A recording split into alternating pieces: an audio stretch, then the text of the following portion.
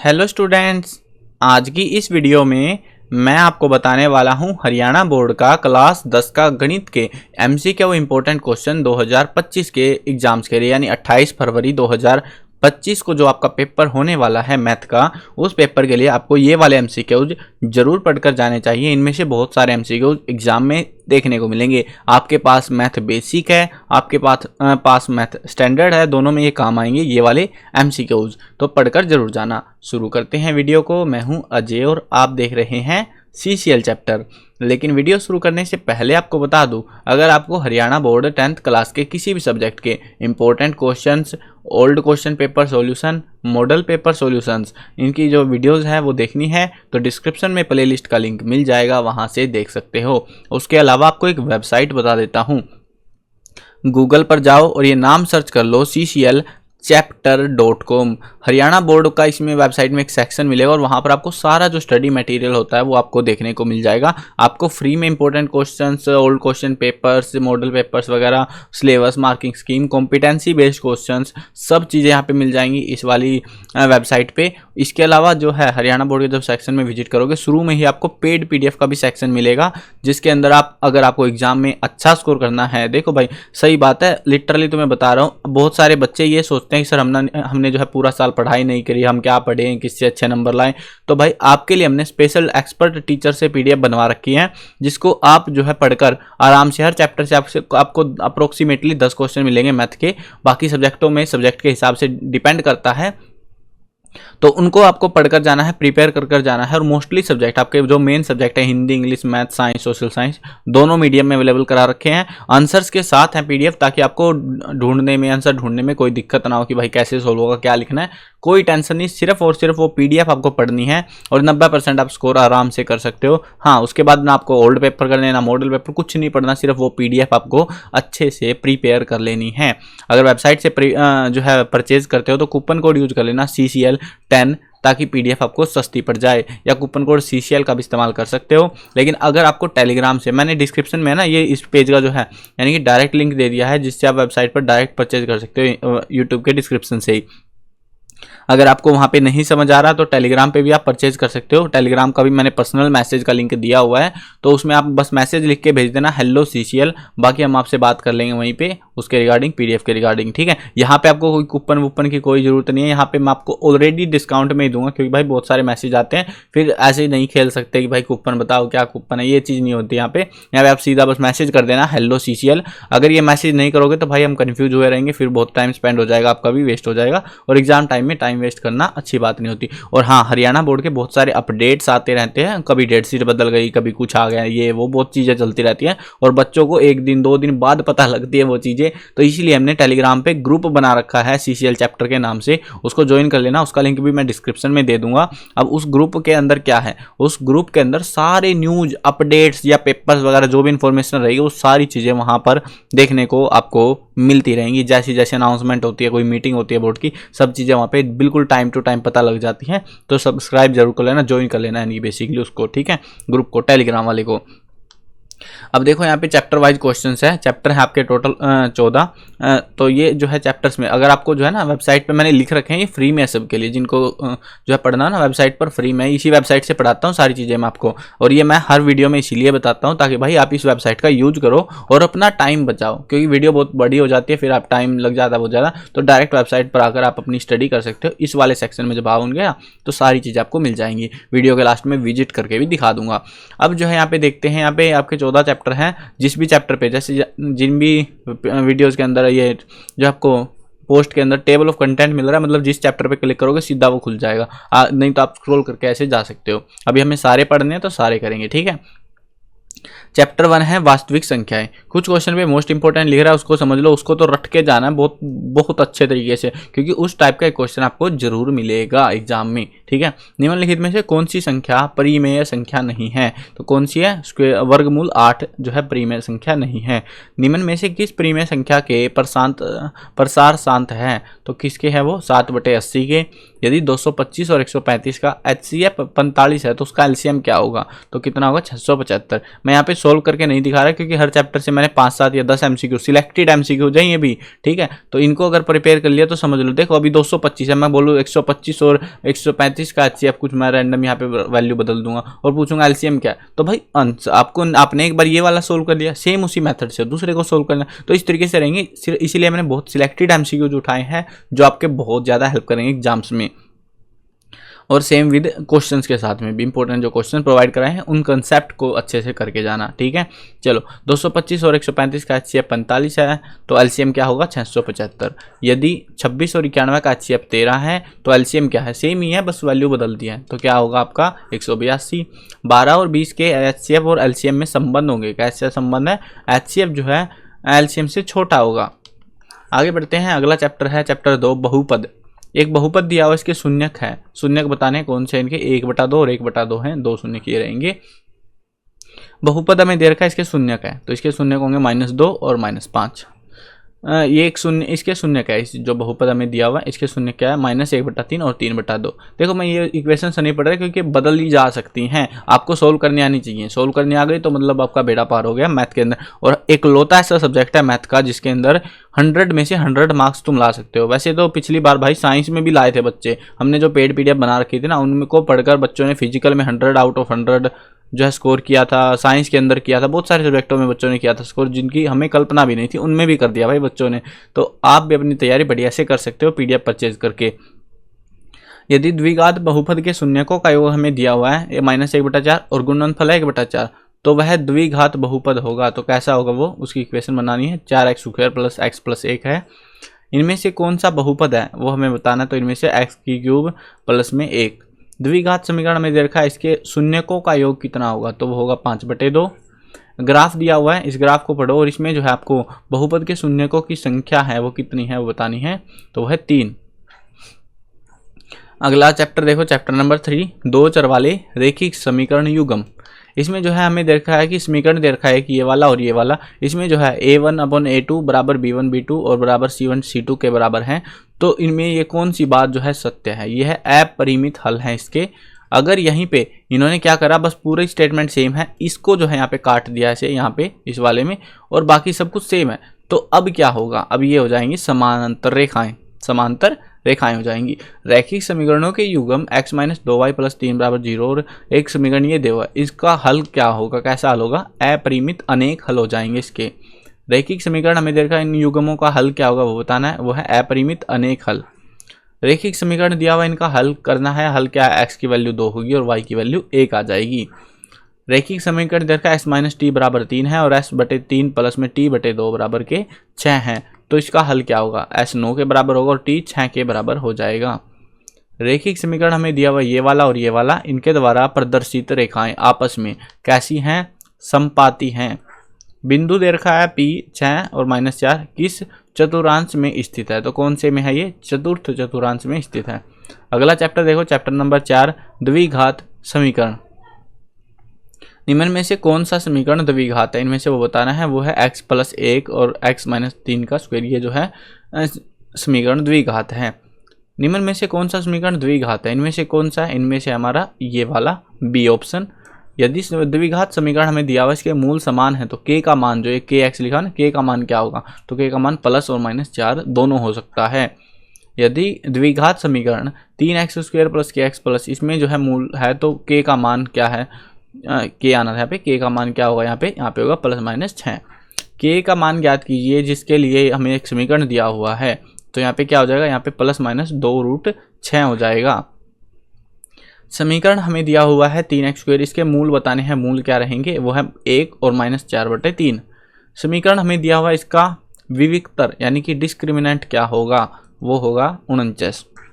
Chapter 5 देखो, chapter 5 है समांतर श्रेणियां, यानी एपी वाला चैप्टर है आपका। एपी दे रखा है एक सीरीज है और इसका 15वां पद, कोई सा भी पद आपसे पूछा जा सकता है, वो आपको निकालना आना चाहिए, MCQ जरूर आता है इस टॉपिक पे। तो 15वां पद हमसे पूछा है इस एपी का, तो वो क्या है -56। इसका जो है कि एपी दे रखे, इसका 10वां पद कौन सा है, 39।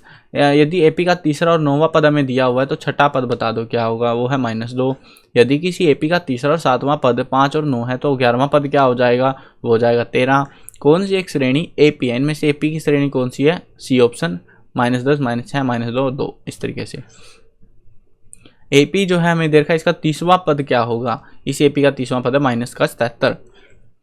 एपी हमें दे रखी है, इसका 15वां पद ज्ञात करना है, वो है आपका 19। यदि एपी का तीसरा पद 5 और 7वां 13 है तो उनका सार्व अंतर यानी कॉमन डिफरेंस बताना है, क्या होगा, वो होगा 2। अगला चैप्टर देखो, चैप्टर नंबर 6 है त्रिभुज। त्रिभुज में पहला क्वेश्चन है, कुछ त्रिभुजों की भुजाएं नीचे दी गई हैं, उनमें से कौन से दो त्रिभुज समरूप हैं, एक समान होते हैं, यानी एक की भुजाएं ये है, दूसरे वाले की ये है और तीसरे वाले की है, इनको देखना है और इनके हिसाब से हमें बताना है। तो इनका ऑप्शन आएगा बी, पहला और तीसरा, जिसकी दोनों जो है दो त्रिभुज समरूप है, तो ये दोनों ए और ये वाला फर्स्ट और थर्ड वाला जो है ये समान है, समरूप है। यदि दो समरूप त्रिभुजों की भुजाओं का अनुपात 2:3 है तो क्षेत्रफलों का अनुपात कितना हो जाएगा, वो हो जाएगा 4:9 हो जाएगा।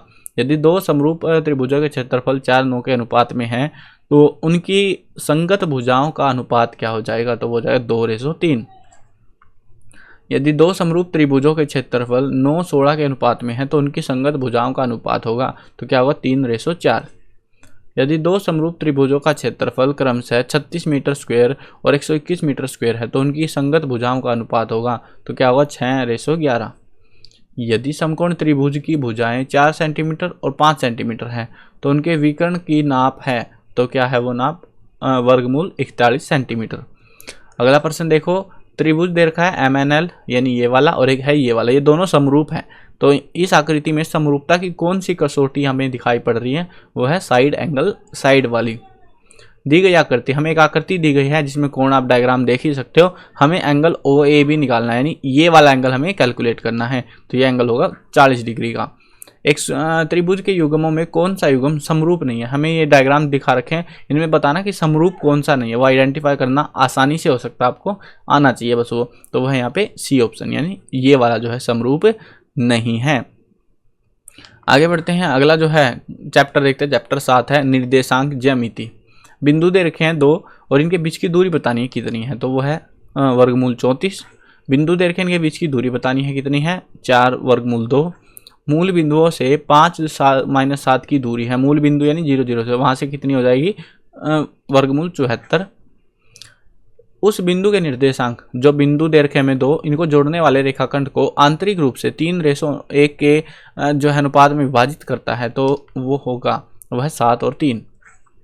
उस बिंदु के निर्देशांक, जो बिंदु है, ये बिंदु हमें दिए हुए हैं, इनको मिलाने वाले रेखाखंड को 2:3 के अनुपात में विभाजित करता हो, तो वो क्या हो जाएगा 1 और 3।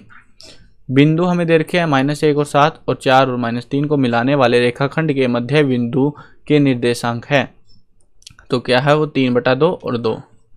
वह अनुपात जिसमें बिंदु दे रखे हैं 5 और -6 और -1 और -4, इसको जोड़ने वाले रेखाखंड को y अक्ष विभाजित करता हो, तो वो क्या है, वो है 5 और 1। वह अनुपात जिसमें बिंदु दे रखे हैं ये वाले 1 और -5, -4 और 5, इनको मिलाने वाले रेखाखंड x अक्ष से विभाजित होता हो, वो क्या है, वो है 1:1। x अक्ष पर वह बिंदु जो कि 2 और -5 तथा -2 और 9 से समदूरस्थ हो, वो क्या है, वो है -7 और 0। त्रिभुज जिसके शीर्ष हमें दे रखे हैं 1 और -1, 4 और -4 और 6, -3 और -5, उनका क्षेत्रफल हमें बताना है, वो क्या हो जाएगा 24। अगला जो है चैप्टर देखो, चैप्टर नंबर 8 त्रिकोणमिति का परिचय। 9 सेकंड स्क्वायर ए, इसमें जो है ना आपको एक टेबल दी होगी साइन कोसाइन की वैल्यूज़ वाली, तो वो जरूर याद करनी है, वो कंपलसरी है, उसके बिना आप चैप्टर में बहुत सारे क्वेश्चन गलत करके आ जाओगे नहीं तो। 9 सेकंड स्क्वायर ए माइनस 9 टेंजेंट स्क्वायर ए, इसका जो मान है वो क्या होगा 9 होगा। 5 सेकंड स्क्वायर ए माइनस 5 टेंजेंट ए, इसका मान होगा 5। साइन ए हमें 3/4 दे रखा है, तो कोस ए की वैल्यू क्या हो जाएगी, वो हो जाएगी वर्गमूल 7/4। 1 minus tangent square 45 degree upon में 1 प्लस में टेंजेंट स्क्वायर 45 डिग्री, ये किसके बराबर होंगे, ये 0 के बराबर होंगे। 2 टेंजेंट 30 डिग्री अपॉन में 1 प्लस टेंजेंट स्क्वायर 30 डिग्री, ये किसके बराबर है, टेंजेंट 60 डिग्री के। त्रिभुज दे रखा है एबीसी, जिसमें बी जो है समकोण है, A B 24 centimetre, B C 7, तो साइन ए का मान हमें निकालना है, साइन ए की वैल्यू होगी 7/25। यदि टेंजेंट ए जो है 5/12 है, तो कोस ए का मान बताना है कितना होगा 12/13। 1 माइनस टेंजेंट स्क्वायर 30 अपॉन में 1 प्लस में टेंजेंट स्क्वायर 30। इसका जो मान है वो क्या हो जाएगा, वो हो जाएगा कोस 60 डिग्री। अगला चैप्टर देखो, चैप्टर नंबर 9 त्रिकोणमिति के कुछ अनुप्रयोग। इसमें जो है ये जो क्वेश्चंस आप देखने को मिल रहे हैं ये जो है लॉन्ग क्वेश्चन भी बना सकते हैं, इनको 3 या 5 नंबर वाले, शॉर्ट भी बना सकते हैं जैसे इन्होंने अभी दिया हुआ है, ठीक है। बस उसमें डायग्राम बनाना है, इसमें कुछ नहीं बनाना, जल्दी जल्दी में निकालना है सब। अब देखो, एक मीनार जमीन पर लंबवत खड़ी है। जमीन पर वह बिंदु जो मीनार के पास से 15 मीटर दूर है। मीनार के शीर्ष का उन्नयन कोण 30 डिग्री पाया जाता है। मीनार की ऊंचाई क्या होगी उस केस में, वो होगी 5 वर्गमूल 3। एक छड़ की लंबाई और उसकी छाया का अनुपात 1 अनुपात वर्गमूल 3 है, तो योग का उन्नयन कोण कितना होगा, 30 डिग्री। टावर के आधार से 4 मीटर और 9 मीटर की दूरी पर दो बिंदुओं से एक टावर के शीर्ष के उन्नयन के कोण और उसके साथ एक ही सीधी रेखा में पूरक है। मीनार की ऊंचाई क्या होगी, 6 मीटर। एक लड़का एक बिंदु से एक टावर की ओर यात्रा कर रहा है। जब उन्नयन कोण 30 डिग्री से 60 हो जाता है तो उसने 2 इकाई दूरी तय कर ली।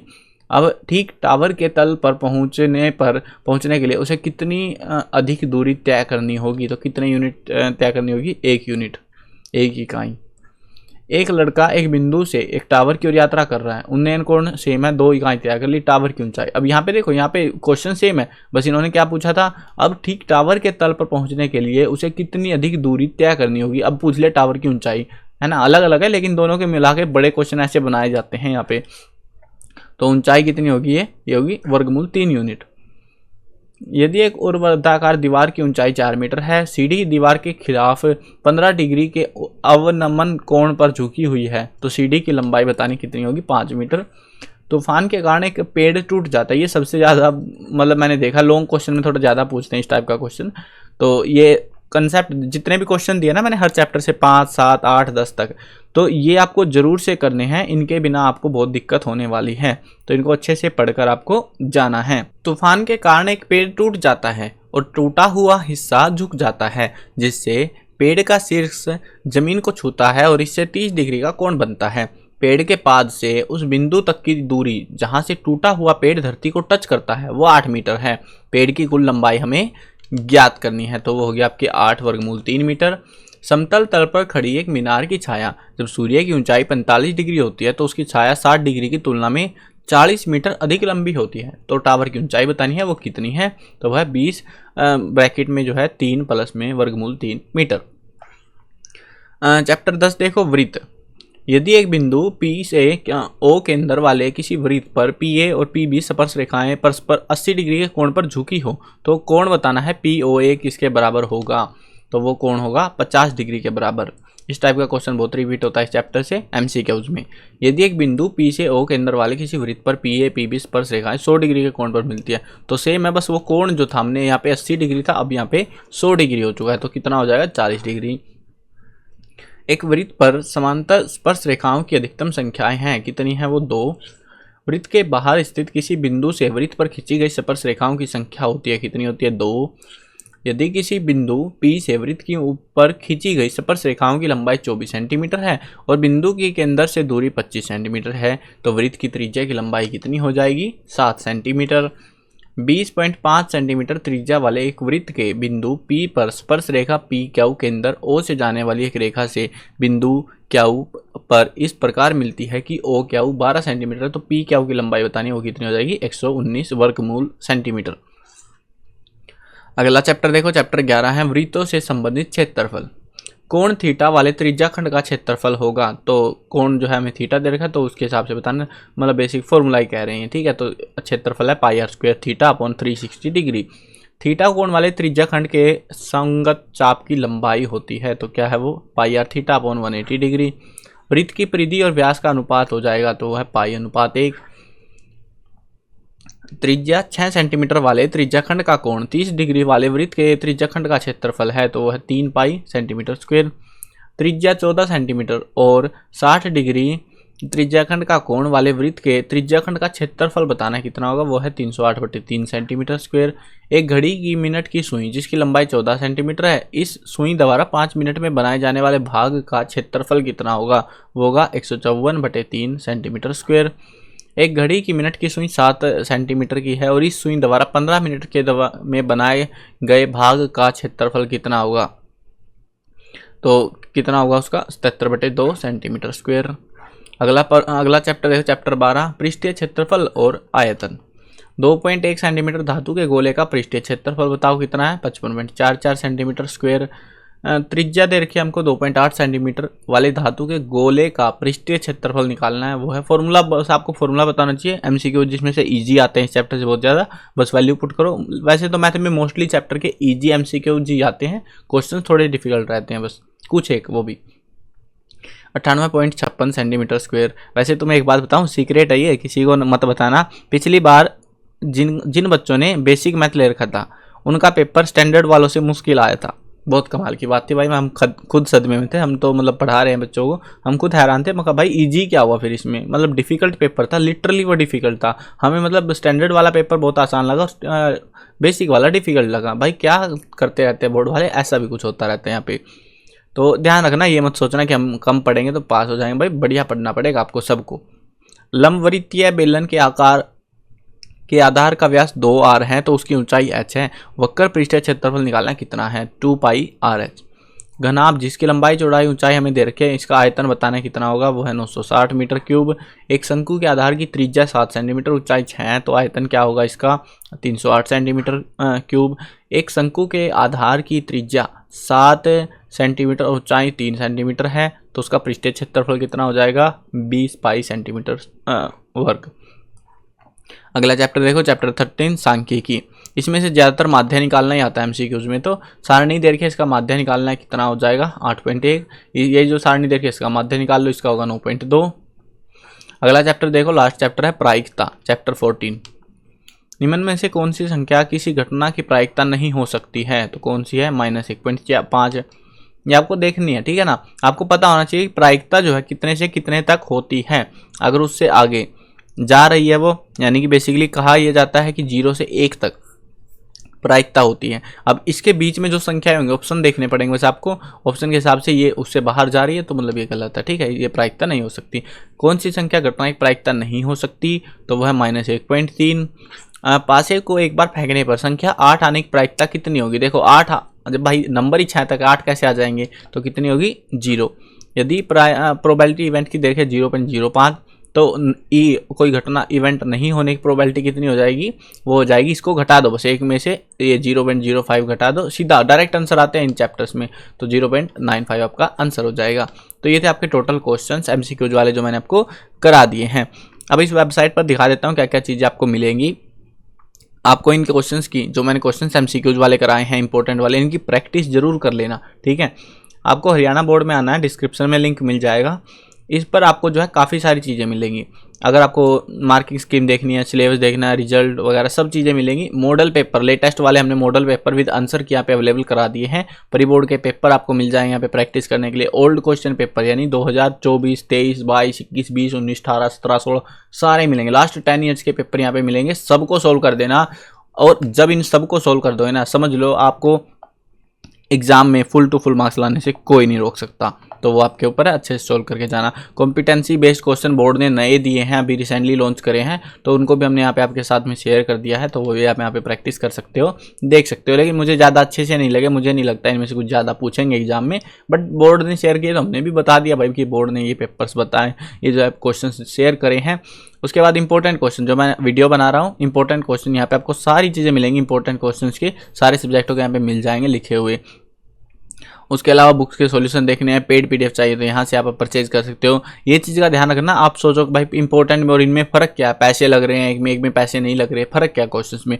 देखो जिनको पास होना है, पास होने का मतलब 30, 40, 35, 50 नंबर तक मुश्किल से आ जाए 100 में से, तो भाई वो ये वाले पढ़ लेना। और जिनको अच्छा चाहिए भाई कि मैं तो फुल नंबर लाना चाहता हूँ, 80 में से 70 आ जाए, मुझे थोड़े से क्वेश्चन पढ़ूँ, मैंने तैयारी कम करी है लेकिन मैं मेहनत कर लूँगा और मैं अच्छे नंबर ला सकता हूँ, तो आप पेड पीडीएफ खरीद सकते हो, जिनको पढ़कर आप 90+ तक स्कोर कर सकते हो। पिछली बार बहुत सारे बच्चों ने इन्हीं पीडीएफ के माध्यम से 95%, 98% और कुछ सब्जेक्टों में तो भाई 100 आउट ऑफ 100 भी स्कोर किया होता साइंस में, जिसमें मेरे को यकीन नहीं था भाई बच्चों ने ऐसा कैसे कर दिया साइंस जैसे सब्जेक्टों में, क्योंकि साइंस का पेपर लगभग पूरा पीडीएफ PDF में से था, हिंदी का पेपर 95% पेपर इसमें से था PDF में से था, फिजिकल एजुकेशन का पेपर 100% PDF में से था। इतने खतरनाक लेवल पे पेपर आए हुए थे, मतलब जो भी PDF हमने बना रखी ना, एक्सपर्ट टीचर से एडवाइस लेके, उनकी सलाह लेके, सब चीज़ें मेंशन करके वो बना रखे, ऐसे नहीं बना रखी। दोनों मीडियम में मिल जाएगी, यहाँ से आप परचेज कर सकते हो। देखो विद आंसर लिखा हुआ है, ये फिजिकल IT ये विदाउट आंसर है, बाकी सारे जो मेन सब्जेक्ट आपके आंसर के साथ है। आपको सिर्फ ये PDF पढ़नी है ना, आपको फिर बुक में देखना, ना गाइड में देखना, ना रिफ्रेशर, ना ट्यूटर, ना ओल्ड पेपर, कुछ नहीं पढ़ना। सिर्फ इनको पढ़ो, अच्छे से पढ़ो, ठीक है। जब आप इनको अच्छे से रिवाइज कर लोगे, प्रैक्टिस कर लोगे, तो एग्जाम में आपसे ज़्यादा नंबर कोई नहीं ला पाएगा। अब वो पढ़ने वाले के ऊपर है भाई, कि वो पता लगे वो आधे क्वेश्चन याद ही नहीं कर रहा। मैथ के अंदर जो है मेन रहता है कि आपको कंसेप्ट समझना पड़ेगा। अगर मैथ में ये सोचोगे क्वेश्चन है उसका रट्टा मार के चला जाऊंगा, डिट्टो सेम आ जाएगा, वैसा नहीं होता। हो भी जाता है, ऐसा नहीं है, लेकिन इतने नहीं आएंगे, ठीक है। अगर कंसेप्ट करके गए हो आप, उस कंसेप्ट पे जो क्वेश्चन है वो जरूर मिला है, सिर्फ वैल्यू बदल जाएंगे। जैसे मैंने आपको MCQs के अंदर दिखाया भी है बहुत सारे क्वेश्चंस को, तो वैसे ही वैल्यूज बदलती है बस मैथ के अंदर, लेकिन कंसेप्ट, फॉर्मूला और वो पैटर्न बिल्कुल सेम रहता है, बिहेवियर सेम रहता है क्वेश्चन का। तो उस तरीके से बस आपको कैलकुलेशन आनी चाहिए और वो चीज़, और टॉपिक आपको पता लग जाएंगे कि कौन से टॉपिक पे क्वेश्चंस पूछे जाते हैं, ठीक है। आई होप क्लियर हो गया होगा। आंसर्स भी साथ में है ताकि आपको समझ में आ जाए। डिजिटल आंसर्स लिखे हुए हैं जैसे आपकी बुक्स में होते हैं, उस टाइप से, ना कि कॉपी पे लिख के चेप रखिए PDF। बढ़िया हाई क्वालिटी PDF है, इनको जरूर से आप परचेज कर सकते हो। कूपन कोड यूज कर लेना CCL10 वेबसाइट में जब पेमेंट करोगे तो मिल जाएगा ऑप्शन। कोई भी अगर दिक्कत हो जाती है, डिस्क्रिप्शन में मैंने टेलीग्राम का लिंक दे रखा है हर एक वीडियो में, तो मुझे डायरेक्टली मैसेज कर सकते हो आप कि सर PDF नहीं मिली, या कोई भी समस्या हो गई, या PDF डायरेक्ट टेलीग्राम से खरीदनी है तो वहाँ से भी आप खरीद सकते हो। मैसेज कर देना बस मुझे हेलो CCL, ताकि मैं समझ जाऊँ PDF खरीदने आए हो आप, ठीक है ना। तो यहाँ से आप जो है यहाँ पे जानकारी वगैरह सारी चीज़ ले सकते हो। आई होप क्लियर हो गया होगा। कोई भी समस्या हो तो टेलीग्राम पे डायरेक्ट कांटेक्ट कर देना। जीमेल भी है इसी वेबसाइट पर, हमने वैसे है ना बता देता हूँ, इसी वेबसाइट पर कॉन्टैक्ट अस का पेज है, ठीक है। इस कॉन्टैक्ट अस के पेज में हमने डायरेक्ट टेलीग्राम का लिंक भी दे रखा है, अपना ग्रुप का लिंक भी दे रखा है, और यहाँ पे आप अपना नाम, जो नाम आप PDF के अंदर भर रहे हो PDF परचेज के टाइम पे, वो नाम, email ID, मैसेज वगैरह सब चीज़ें, जो भी आपका ऑर्डर नंबर वगैरह बनेगा या जो भी उसके रिगार्डिंग है, तो वो आप यहाँ पे शेयर कर सकते हो। हम उसको चेक करके सबके जो मैसेजेस है, कॉन्टैक्ट फॉर्म्स हैं, वो हम पढ़ते हैं, और जिसको जो है PDF नहीं मिली होती है, एक आध बच्चा होता है, तो उसको हम पर्सनली शेयर कर देते हैं PDF, उसकी जीमेल ID पर भेज दी जाती है अगर उसने टेलीग्राम पे कांटेक्ट नहीं किया होता तो, ठीक है ना। तो ये चीज़ का ध्यान रखना आप भी। आई होप क्लियर हो गया होगा। और सब्सक्राइब नहीं किया चैनल को तो सब्सक्राइब भी कर लेना। मिलते हैं नई वीडियो में, बाय बाय।